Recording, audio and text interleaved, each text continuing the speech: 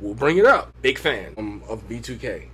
Oh, yeah. A big fan of B2K. Mm-hmm. I'm talking about back in the day. In 2000, I didn't get on B2K because B2K had about a 4 or 5 year run.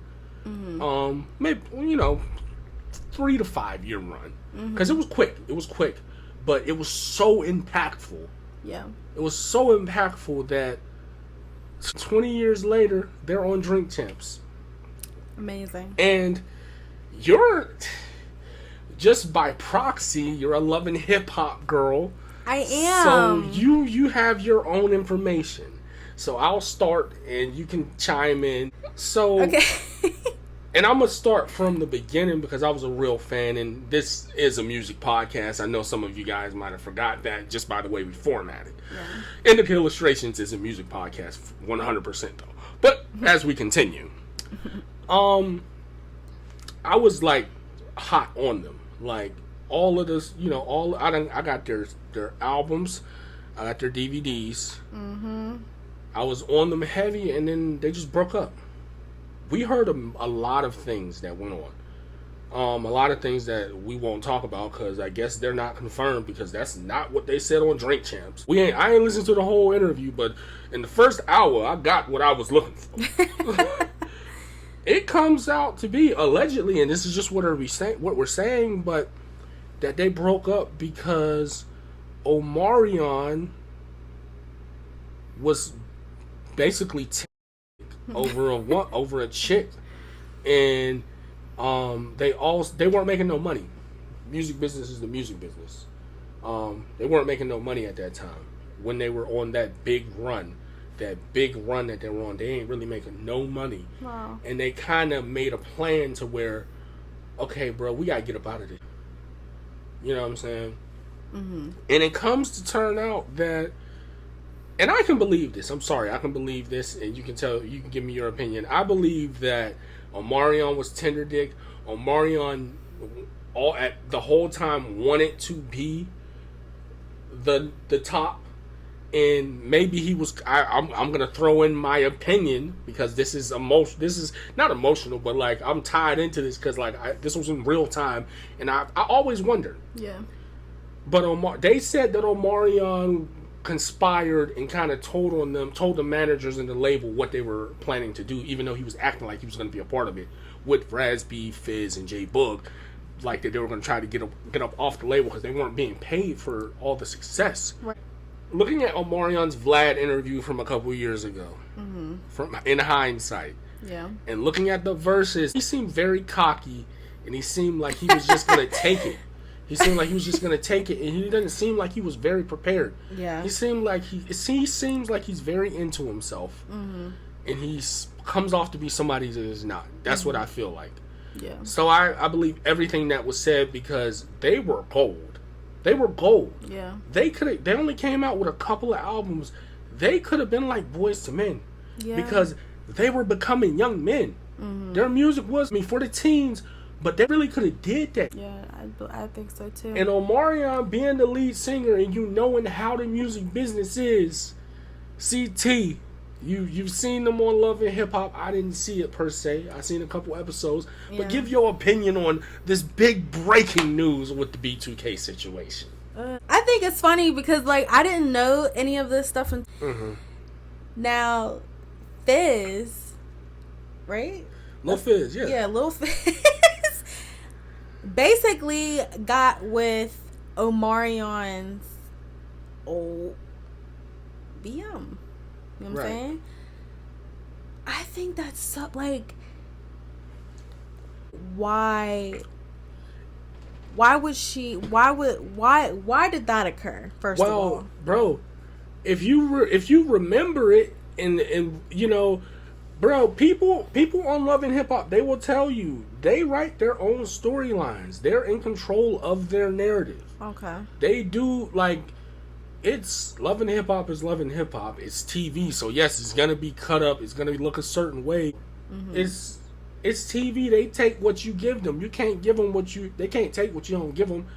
He said it on the show. This wasn't for real. I mean, this wasn't like, oh, I'm gonna take this nigga's girl. It just happened. They was cool. And you like that he said this in the interview as well. Nori said this. You know how women are. She was probably hurt. If Omarion is the way that they say that he is, he probably hurt her. And she probably was scorned. And Fizz, like they said, Omarion did them bad. He did them bad business. They got shelved. And I can tell that they got shelved because when this happened, I was devastated. You Got Served came out. Yeah. Now, I know looking back in hindsight, it was a bad movie, but like when you were in the moment, they had Pump It Up on there. I liked it. Yeah, it's a classic to me. It's definitely a classic. Classic soundtrack. Let me tell y'all, if y'all don't know, because I love saying it, because I don't hear enough people say it, Janae Aiko was out at that time. She was she was on this project. You know what I'm saying? Janae Aiko was on their albums. You know what I mean? I think it's interesting that, I'm pretty sure Omarion's brother is her BD. Oh, that's right. Yeah, she's interconnected, and it's just crazy how she's going so crazy. But wow. Back on topic, bro, I was like, yo, what happened? I never knew. You didn't have the internet for people to make narratives or for people to leak information about certain things to where, because I will say with people making up things on the internet, there are sometimes you can kind of grasp what's going on because people do put the information out there nowadays. Niggas will literally get on the internet and tell you, like Bobby Smurda told niggas, yo, bro, I didn't drop music because my label don't like the music that I'm putting out right now, that I'm making, because it's not that shoot 'em up bang bang. And bro, you can see how that would make sense. Yeah. You know what I'm saying? Like, bro, sometimes it is what it is, like, on the internet. Some people try to make certain stuff seem like a certain way, and it comes out to where it's, this is, because this Omarion stuff, people killed Fizz. And he was wrong. Sure. Fizz was wrong, but I can understand, because, like, fam, just imagine, y'all, bruh, let's say me and you, let's say you get hot. Because I created the podcast. I came up with the idea. But she's been on the podcast for 50 episodes. Let's say you get hot. You become an Instagram chick. You making $1 million a month. You got 10 million subscribers. And I would never do this because, shit, that's what we're trying to do. We're trying to get Tanner to be an Instagram model and be that chick. You know what I'm saying? I'll be in the background. I don't give a fuck. But, like, if I was a hoe-ass nigga... Let's say you blow up and women say, shit, I watched that shit because it hurt. He cool, but like, I watched that shit because it hurt. And I'm the nigga that think, oh, that's supposed to be me. So I just stopped making the podcast. You know what I'm saying? And then I hack your account. You would feel hurt and you'd be like, bro, we done did all of this and you mad about how we became successful? We successful. Right. Ain't this what you want? Yeah. And I don't really understand it because Omarion, I can't really say he was the most talented out of the group because they all brought something. You know what I mean? Even if it was like, bro, like Raz B could sing. J Boog, I don't know if J Boog could sing, but he had the swag. He used to talk on the tracks. Fizz used to rap. Like, they had the thing that they needed to where they could make great music. Yeah. And I think this is just a tale of people just being greedy. Because Omarion has had hits. He has had hits, but his career, I don't think Omarion would say that his career has panned out the way he wanted it to. It, like, his last album, I ain't fuck with that shit. I don't know what he's doing. And then, like, his last album comparing to the verses, I don't know what he's doing. Honestly. Cooked. You know? He's cooked. Like, bro, it's kind of... And then he ain't even show up to the... Bro, just imagine. It's like... They said in the interview, like, bro, this is our brother. He's still our brother. They said this in the interview. This is still our brother because that's sweet. You can't take away what they did, but they gonna say what happened. But it's like, bro, you couldn't show up to the interview. It's Drink Champs. And you know what? The fact that, because I remember there was a couple of things that I feel like they've tried to do and include Omarion, but he just never showed up to those said things. And I think that's really fucked up because, you know, I mean, they did have a thing. They, you know, they were a group. You know what I mean? So it's like for him to single himself out and not include himself in it, just, I don't know, I think it's weird. Like, why don't you fuck with them? Like, it's weird. It's that industry weird shit, bro. You don't know, and you know, like, you don't know whether or not it's him or somebody got into his ear and just pumped him up and told him this, that, and the third. Yeah. You could be this, that, and he just took it and ran with it, and he doesn't ever want to say, you know, we gonna stand on this pride shit. Because I'm remembering what I wanted to talk about, and I didn't write it down, but we gonna stand on this pride shit. Yeah. But maybe it's his pride, and he knows that he did them wrong, but he's still kind of like, I feel like, you know, I feel like I did what I had to do for myself, and you know, it still didn't work out, so fuck it all. And maybe he resents them low key. Maybe he feels like, because you got to realize he was the last member to join. Mm-hmm. They was already together before that, and they was, you know, I guess trying out people. Mm-hmm.